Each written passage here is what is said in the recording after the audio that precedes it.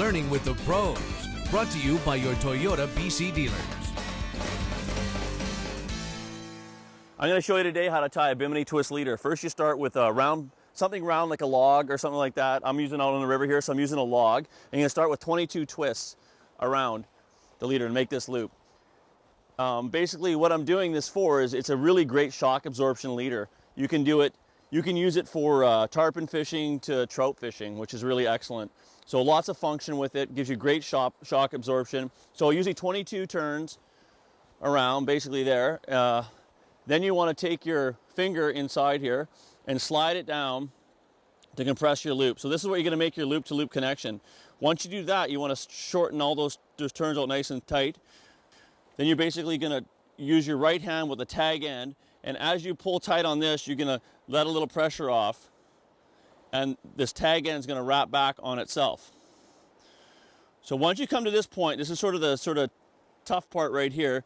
You have to lock the leader down. So what we're going to do is just an overhand loop on one of the legs, and that'll basically stabilize that leader. So you can actually let that go now, and it's not going to basically unwrap on itself. I do two overhand loops to stabilize that leader. So one on the right leg, one on the left leg, like that. And then to totally lock that leader down, you want to do four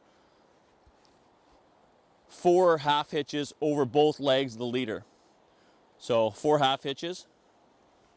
So it takes a bit to practice to get this thing done. 3.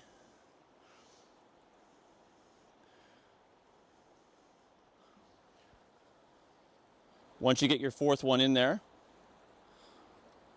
wet that leader down a bit, and then just give it a tug. And what you do is you want to crank it down so it locks on itself. And once that snugs down, that's fully secured. I just clip that off now, right close to it. Basically, and this is what the whole idea of this leader, I say, is to give you lots of shock absorption. So if you can see that here, as you pull tight, it unfurls and unwinds because you have natural twist in it.